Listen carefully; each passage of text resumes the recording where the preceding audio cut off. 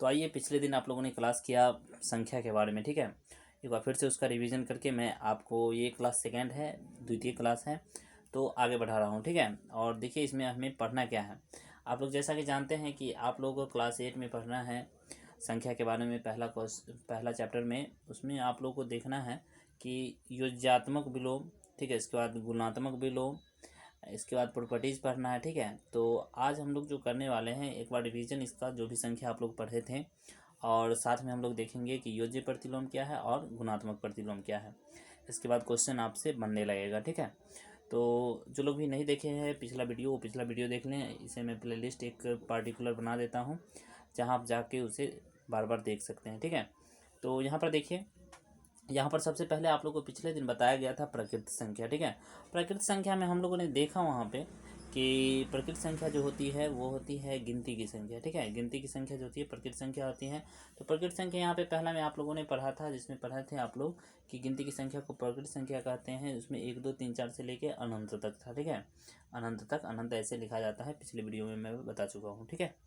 आगे आप लोगों ने पढ़ा धनात्मक संख्या, जो प्लस के रूप में होता है उसे धनात्मक संख्या कहते हैं।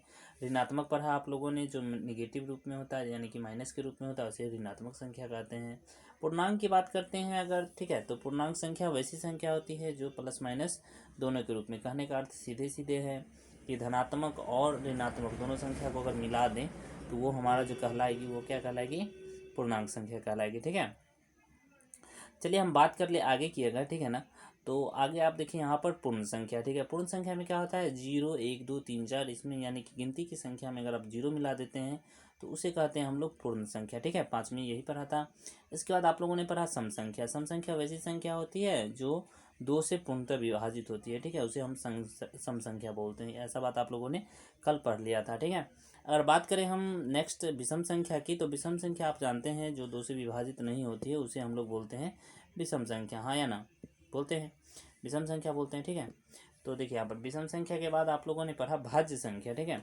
भाज्य संख्या वैसी संख्या होती है जो क्या हो कि स्वयं और एक के अलावे, एक और स्वयं के अलावे, स्वयं जो भी संख्या होगी वो स्वयं होगी, स्वयं में कोई भी आ सकता है उसमें, 1 2 3 4 जो भी लेंगे। जैसे हम यहाँ पे पहला 4 लिए, ठीक है, तो 4 1 और 4 से तो विभाजित है, ठीक है, इसके साथ साथ 2 से भी विभाज्य है नहीं, इसलिए ये संख्या क्या कहलाती है, भाज्य संख्या कहलाती है। इसको आपको ध्यान में रखना है।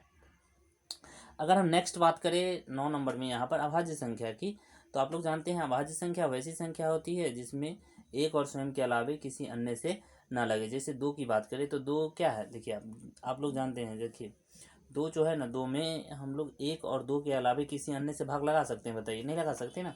तो 1 और स्वयं के अलावे जो है ये किसी अन्य से नहीं कट रहा ना, तो इसीलिए इसे हम लोग क्या बोलते हैं, इसीलिए इसे हम लोग बोलते हैं अभाज्य संख्या, ठीक है। बात समझ में आ रही है।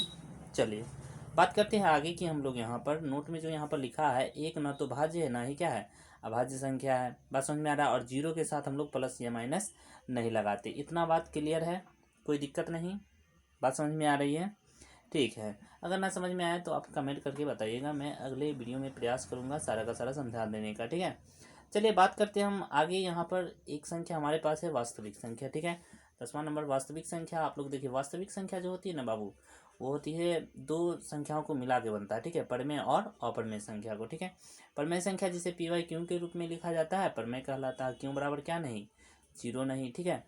और यहाँ पे देखिए पी वाई क्यू के रूप में लिखा जाए, सॉरी नहीं लिखा जाए, कहने का मतलब है जैसे √2 हो गया, √3 हो गया, ठीक है, इसे क्या लिखे, दशमलव में आते रहता है, ठीक है, आसान दशमलव टाइप का आता है। जैसे √2 का वैल्यू 1.414 और भी बहुत सारा आता है, ठीक है। तो इसीलिए इस सब संख्या को क्या बोलते हैं, सीधे सीधे तौर पे बात करते हैं हम लोग कि जिसका भी वर्गमूल नहीं निकलता है ना, उसे हम लोग बोलते हैं अपरमेय संख्या, ठीक है।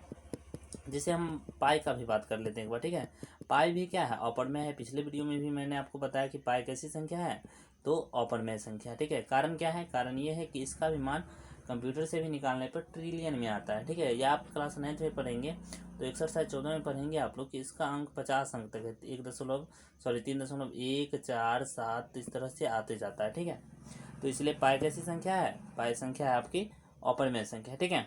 तो अब आपको मैं ले चलता हूँ सीधे सीधे व्हाइट बोर्ड पे, ठीक है ना, वहाँ पे हम लोग देखते हैं।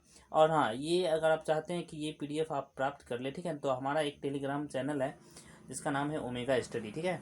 ओमेगा स्टडी को आप क्या कर सकते हैं, ओमेगा स्टडी पे जा सकते हैं और वहाँ पे क्या कर सकते हैं, उससे ज्वाइन हो सकते हैं, ठीक है। और वहाँ पे आपको ये मिल जाएगा, ठीक है। अगर आपको वहाँ नहीं मिलता है तो आप हमारा व्हाट्सअप नंबर लिख सकते हैं 9572391215, ठीक है। आप इस पर क्या कर सकते हैं, मैसेज कर सकते हैं ये PDF प्राप्त करने के लिए, ठीक है। तो ठीक है, तो चलते हैं हम सीधे सीधे बोर्ड पे, ठीक है। बने रहिए आप लोग हमारे साथ। तो अब आ गए हम बोर्ड पे, ठीक है। तो यहाँ पर हम लोग समझेंगे, थोड़ा सा मैं यहाँ पर कलर चेंज कर दूँ बोर्ड का, ठीक है ना। तो यहाँ पर हम लोग समझेंगे कि संख्याएं जो है वो किस तरह से, कोई भी संख्या जो है योज्य प्रतिलोम होता है या गुणात्मक प्रतिलोम होता है, इसके बारे में हम लोग यहाँ पर समझने के लिए उपस्थित हुए हैं, ठीक है। तो हम लोग यहाँ पर समझते हैं योज्य प्रतिलोम क्या होता है। आप लोग एक बात जान लीजिए, सीधे सीधे दिमाग में बैठा लीजिए कि योज्य जो होता है, योज्य बाबू, ठीक है, योज्य प्रतिलोम जो होता है ना, योज्य प्रतिलोम वो जीरो को निरूपित करता है। योज्य मतलब होता है जीरो, प्रतिलोम मतलब होता है इसका उल्टा, ठीक है। योज्य प्रतिलोम मतलब हुआ जीरो का अपोजिट। बात समझ में आ रहा है। जैसे हम बात करते हैं सीधे एग्जाम्पल से, ठीक है। अगर बात करें हम 4, ठीक है, तो 4 का योज्य प्रतिलोम क्या होगा। देखिए इसमें क्या जोड़े कि जीरो आ जाएगा, ठीक है। इसमें क्या जोड़े कि जीरो आ जाएगा, तो आप कहिएगा इसमें आप सर -4 अगर कर दे तो क्या आ जाएगा, जीरो आ जाएगा। बात समझ में आ रहा है। तो 4 का योज्य प्रतिलोम क्या आ गया बताइए, 4 का योज्य प्रतिलोम आ गया हमारा -4। बात समझ में आ रही है, प्रॉब्लम नहीं ना, ठीक है। इसी तरह से अगर हम बात कर ले बाबू की बात कर ले कि अगर 16 का क्या होगा, ठीक है। मान लेते हैं 16 हमारे पास है, तो 16 का योज्य प्रतिलोम क्या होगा। तो आप कहिएगा कि 16 का योज्य प्रतिलोम जो है ना सर -16 हो जाएगा, ठीक है। ताकि इस दोनों को जोड़ेंगे तो क्या आ जाएगा, हमारा जीरो आ जाएगा, ठीक है। और बात करें 5 की, तो 5 का योज्य प्रतिलोम क्या आ जाएगा, -5 हो जाएगा। बात समझ में आ रहा है। योज्य प्रतिलोम समझ रहे हैं हम लोग, अभी क्या समझ रहे हैं, योज्य प्रतिलोम समझ रहे हैं, ठीक है। बातें समझ में आ रही हैं, कोई परेशानी है तो बोल दीजिए एक बार। तो चलिए यहाँ पर देखते हैं योज्य प्रतिलोम और भी देख लेते हैं हम लोग, ठीक है। अगर हम बात करते हैं योज्य प्रतिलोम में कि 2/5 है या 3/5 है, कोई भी संख्या भिन्न के रूप में, अभी जो हम संख्या देखें वो साधारण सी संख्या थी, ठीक है। अगर हम बात कर ले कि 3/5 अगर संख्या है कोई, ठीक है, तो 3/5 का योज्य प्रतिलोम क्या होगा मान लेते हैं, ठीक है। तो 3/5 जैसे कि यहाँ पर लिखा हुआ है योज्य प्रतिलोम, अगर इसका हमें पूछा है, ठीक है ना, तो ध्यान दीजिएगा इसमें हम लोग माइनस लगा लेंगे, ठीक है। और यही हमारा संख्या क्या कहला जाएगा, योज्य प्रतिलोम कहला जाएगा। बात समझ में आ रही है, कोई परेशानी है बता दीजिए, नहीं है, ठीक है, आगे चलते हैं। तो और भी संख्या ले रही या समझ चुके हैं आप लोग, समझ चुके हैं ना। जैसे फिर से अगर मान लीजिए आपके मन में अगर कोई प्रश्न आ रहा है कि कोई भी संख्या है सर, तो उसका योज्य प्रतिलोम क्या होगा, तो मैं अभी जितना भी समझाऊँ वो सिंपल सा क्वेश्चन है, ठीक है। अब जैसे हम बात करते हैं, मान लीजिए कि 7/8 है, ठीक है, 7/8 है हमारे पास, ठीक है। तो 7/8 का क्या होगा, बिल्कुल सही, -7/8 इसका योज्य प्रतिलोम हो जाएगा, ठीक है। ये दोनों को जोड़ेंगे तो क्या आ जाएगा, हमारा जीरो आ जाएगा, ठीक है। इस तरह से आप कर सकते हैं। बात समझ में आ रही है। तो चलते हैं, इसका मैं एक बार मैं दिखा देता हूँ आपको, स्क्रीनशॉट ले सकते हैं आप, ठीक है। देखिए मैंने जो कुछ भी आपको अभी समझाया वो सभी यही है, ठीक है। योज्य प्रतिलोम में आप लोगों ने सीखा कि किस तरह से 4 और -4 जो है हमारा वो जीरो हो जाता है, ठीक है। या 16 का योज्य प्रतिलोम क्या होगा, -16 हो जाएगा। अगर हम बात करते हैं बाबू कि कोई भी संख्या माइनस में पहले ही से है, -5 है, ठीक है, तो इसका योज्य प्रतिलोम क्या होगा, तो इसका +5 हो जाएगा, सिंपल सी बात है। बात समझ में आ रहा है ना, दोनों जोड़ के जीरो हो जाएगा।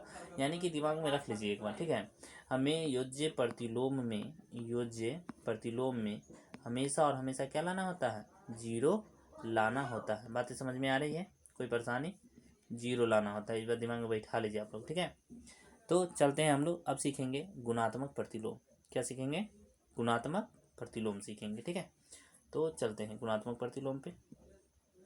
तो आइए आज हम लोग सीख रहे हैं, मतलब इसी वीडियो में सीखेंगे गुणात्मक प्रतिलोम, ठीक है।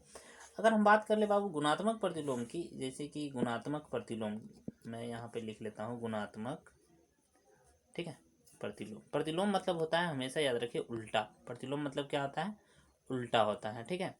अगर बात करें यहाँ पे गुणात्मक की, ठीक है, तो गुणा जोड़ आत्मक, कहने का मतलब है गुणा करने पे आप लोग देखते होंगे, गुणा में अगर कट जाए, ठीक है, 2/2 करेंगे तो जीरो नहीं आता है बाबू, कितना आता है, 1 आता है। इस बात को दिमाग में बैठा है आप लोग, परेशानी नहीं है, ठीक है। तो क्या होता है ना कि गुणात्मक प्रतिलोम में हमें 1 लाना होता है हमेशा।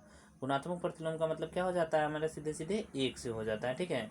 कुछ भी करके, जैसे हम मान लीजिए यहाँ पे 7 लिखे, ठीक है, और मैं पूछूं कि 7 का गुणात्मक प्रतिलोम क्या होगा, तो ठीक इसका ऑपोजिट हो जाएगा। प्रतिलोम यहाँ पर बोला है, आखिर किस चीज़ से गुना करे कि एक आ जाएगा। तो आप देखिए यहाँ पर 7 को अगर 1/7 से हम गुना कर दे तो 7 कैंसिल हो जाएगा, तो कितना आ जाएगा, एक आ जाएगा।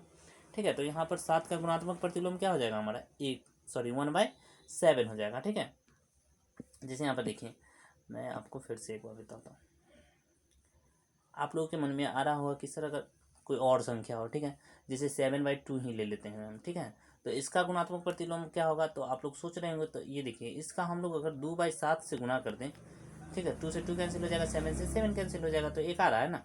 ठीक है, तो गुणात्मक प्रतिलोम क्या होता है, ठीक उसका अपोजिट होता है। ठीक है, ठीक उसका अपोजिट लेना होता है। जैसे यहाँ पर देखिए बात करते हैं, और मान लीजिए यहाँ पे मैं लिख लेता हूँ -3/7। ठीक है, तो माइनस यहाँ है, एक लाना है हमें, कितना लाना है, एक लाना है। ठीक है, तो इसका ठीक विपरीत कर देंगे हम लोग, क्या हो जाएगा, ये 7 ऊपर चला जाएगा, 3 नीचे आ जाएगा। माइनस है तो माइनस से गुना करवाएंगे। ठीक है, 3 से 3 कैंसिल हो जाएगा, 7 से 7 कैंसिल हो जाएगा, माइनस माइनस क्या आ जाएगा हमारा, प्लस का 1 आ जाएगा। बात समझ में आ रही है, परेशानी नहीं ना है। तो गुणात्मक प्रतिलोम आप समझ चुके हैं यहाँ पर हमारे ख्याल से। ठीक है, गुणात्मक प्रतिलोम अगर आपसे पूछे कि गुणात्मक प्रतिलोम क्या होता है, तो आप बता सकते हैं कि संख्या का ठीक उसको गुना करने पे कितना लाना है, एक लाना होता है। ठीक है, प्रतिलोम जैसे यहाँ पर बात कर लेते हैं हम कि 4/5 है। ठीक है, तो मैं आप लोगों से पूछा कि 4/5 का, बिल्कुल सही, 4/5 का क्या हो जाएगा, 5/4 इसका गुणात्मक प्रतिलोम हो जाएगा। तो यहाँ पर लिखना पड़ेगा, जैसे वहाँ पे मैं दे दूँ कि 7 का गुणात्मक प्रतिलोम, जैसे ऊपर आप देखें, मान लेते हैं 17 है, ठीक है, 17 है, तो लिखना पड़ेगा वहाँ पे 17 का गुणात्मक प्रतिलोम, गुणात्मक प्रतिलोम क्या होगा, गुणात्मक प्रतिलोम जो है हमारा वो हो जाएगा प्लस का 17। बात समझ में आ रहा है, प्लस का कितना हो जाएगा, 17 इसका सही आंसर हो जाएगा। ठीक है, सॉरी 1/17, सॉरी 1/17 तभी तो आएगा ना। जैसे 17 को हम लोग 1/17 से गुना करेंगे तभी तो आएगा ना हमारा एक। बात समझ में आ रही है ना। जैसे यहाँ भी देखिए, यहाँ भी अगर हम गुना करवा ले तो ये हमारा कितना आ जाएगा, एक देगा। हमारा जो गुणनफल यहाँ पे देगा कितना देगा, एक देगा। ठीक है, तो इस तरह से आप बता सकते हैं कि कोई भी संख्या का गुणात्मक प्रतिलोम क्या हो सकता है। ठीक है, अगर हम बात कर ले, एक छोटा सा देता हूँ मैं यहाँ पे रिव्यू, बस लास्ट क्वेश्चन है। उब गए हो इतनी देर में। 9/5 का बताइए, बिल्कुल करेक्ट, 5 क्या हो जाएगा, 9 इसका सही आंसर हो जाएगा। ठीक है, गुणात्मक प्रतिलोम हम लोग सीख रहे हैं, कौन सा सीख रहे हैं, गुणात्मक प्रतिलोम, और आप लोगों ने ये सीखा भी है अभी। ठीक है, इससे पहले हम लोग सीखे थे योज्य प्रतिलोम। ठीक है, तो योज्य प्रतिलोम और गुणात्मक प्रतिलोम को अगर आप ध्यान में रखते हैं तो आपका एक चैप्टर अच्छे से बन जाएगा। ठीक है, चलिए एक क्वेश्चन और ले लेता हूँ मैं, यहाँ पर ले लेता हूँ 9/8, तो इसका बिल्कुल सही 8/9 हो जाएगा। ठीक है, तो इसका गुणात्मक प्रतिलोम एक आ जाएगा यहाँ से कट के। बात समझ में आ रही है। ठीक है, अगले पे चलता हूँ। चलिए, आप लोग बुक से जो क्वेश्चन है वो देख के बना लीजिएगा। ठीक है ना, मैं यहाँ पर कल आप लोग के लिए वो क्वेश्चन सारा प्रोवाइड करवा दूंगा। ठीक है, और अगर आप चाहते हैं कि उसका PDF आपको मिले, ठीक है ना, तो आप लोग क्या कर सकते हैं ना कि हमारा एक टेलीग्राम चैनल है ओमेगा स्टडी। ठीक है, तो आप लोग उसे जाके ज्वाइन कर सकते हैं, या आप लोग क्या कर सकते हैं कि एक नंबर ले लीजिए यहाँ पे 9572391215। ठीक है, इस नंबर पे आप लोग क्या कर सकते हैं, व्हाट्सअप कर सकते हैं, तो वहाँ आपको मिल जाएगा। ठीक है, तो देखिए यहाँ पर आप लोगों से हमारे ख्याल से यहाँ पे क्वेश्चन बन जाना चाहिए। ठीक है, अगर आपसे नहीं बन रहा है तो दिक्कत है। तो आप लोगों ने अभी सीखा कि योज्य प्रतिलोम क्या है और गुणात्मक प्रतिलोम क्या है। ठीक है, एक बार थोड़ा सा रिव्यू यहाँ पर मान लीजिए कि 7, आप लोग बोल रहे हैं बार बार 7 ही लेते हैं सर। ठीक है, तो चलिए 7 नहीं लेते हैं हम, यहाँ पे 7 को हटाइए, कोई और ले लेते हैं। ठीक है, ले लेते हैं, यहाँ पर हैं हम लोग 12। ठीक है, 12 - 12 है। ठीक है, -12 का आपको बताना है योज्य प्रतिलोम क्या होगा। ठीक है, योज्य प्रतिलोम बताइए क्या होगा योज्य प्रतिलोम, बिल्कुल करेक्ट। ठीक है, कितना हो जाएगा, 12 हो जाएगा। ठीक है, इसका ठीक उल्टा लेना है, जो जोड़ने पे यहाँ पे 0 कर देगा उसे ही लेना है। ठीक है, तो 12 इसका करेक्ट आंसर है। ठीक है, अगर बात करें हम -12 का गुणात्मक प्रतिलोम की, तो क्या आ जाएगा, गुणात्मक प्रतिलोम बताना है, बिल्कुल गुणात्मक प्रतिलोम बताइए। तो देखिए, गुणात्मक प्रतिलोम जो हमारा आ जाएगा वो आ जाएगा हमारा -12 इंटू 1/12, यानी कि कहने का मतलब है -1/2, इसका क्या आ जाएगा, ये कैंसिल हो जाएगा, तो प्लस का 1 दे देगा हमारा, नहीं तो कितना, -12 का गुणात्मक प्रतिलोम आ गया हमारा 1/12, वो भी किस में, माइनस में, ठीक है। तो बताइए कि कैसा लगा ये वीडियो, कमेंट करके जरूर बताइएगा, ठीक है। और इसका PDF प्राप्त करने के लिए आप मेरे दिए गए नंबर पे जरूर आएँ, ठीक है। और जो लोग भी चैनल पर नए हैं, चैनल को सब्सक्राइब करें, वीडियो अच्छा लगा हो तो वीडियो को लाइक करें, और हाँ, बेल आइकन को जरूर दबा दें। प्रत्येक रोज़ 8 बजे शाम में आपको ये वीडियो मिल जाएगी, ठीक है। प्रत्येक क्लास करेंगे हम लोग यहाँ पर A to Z क्वेश्चन भी करेंगे, ठीक है। Bye bye, take care.